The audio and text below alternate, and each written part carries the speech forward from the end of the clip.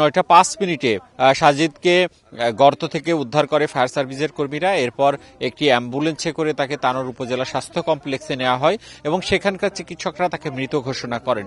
এরপর ফায়ার সার্ভিসের যে অ্যাম্বুলেন্স, সেই অ্যাম্বুলেন্সে আবার তার বাসায় নিয়ে আসা হয়েছে এবং কিছুক্ষণ আগে তার বাড়ির মধ্যে মরদেহটি রাখা হয়েছে।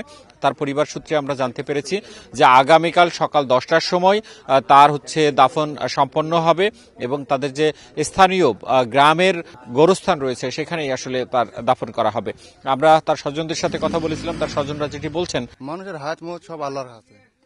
এখন ফায়ার সার্ভিসেরা চেষ্টা করছে প্রাণপণ দিয়ে, আমরাও যতটুকু সহযোগিতা করার এলাকাবাসীরা আমাদের সাধ্যমতো চেষ্টা করছে, ফায়ার সার্ভিসরা চেষ্টা করছে, গণমাধ্যম কর্মীরা চেষ্টা করছে অনেক। আমরা দেখলাম তো এখানে আমরা আসলে মর্মাহত একটা ঘটনা। আমরা যদিও শিশুটিকে উদ্ধার করতে পারছি, তবে জীবিত না, মৃত। এই জন্য আমরা এলাকাবাসী মর্মাহত।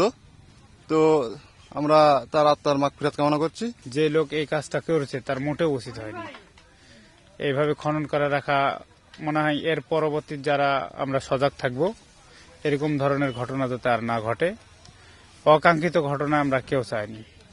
আসলে শিশুটা, আমরা সবাই আশাবাদী ছিলাম যে শিশুটা জীবিত থাকবে বা আল্লাহ হয়তো হায়াত মাত্রার রাখেনি।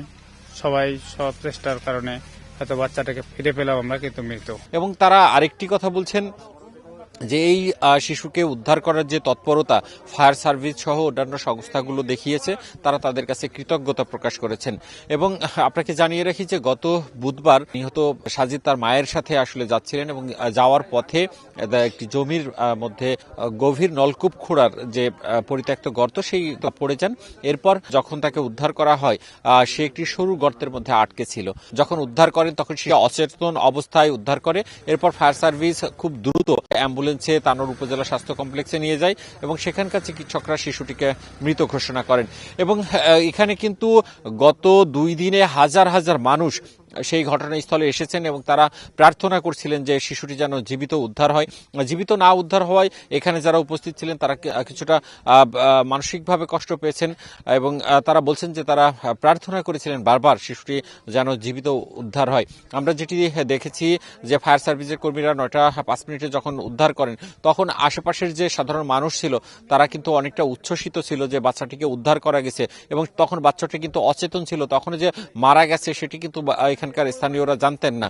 এবং এরপরে যখন এই মৃত্যুর খবর ছড়িয়ে পড়ে, তখন এই আমরা যে গ্রামটিতে রয়েছি এবং আশেপাশের এলাকা রয়েছে সেখানে কিন্তু শোকের ছায়া।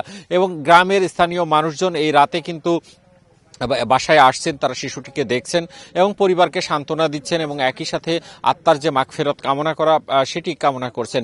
এবং আমরা দেখেছি যে স্থানীয় প্রশাসন, ফায়ার সার্ভিসের কর্মীরা এখনও রয়েছেন এবং তারা আরও কিছুক্ষণ অবস্থান করবেন এবং আগামীকাল সকাল 10টায় এখানকার যে গ্রামের গোরস্থান রয়েছে সেখানে তাকে সমাহিত করা হবে। এই ছিল রাজশাহী থেকে আমার কাছে সর্বশেষ।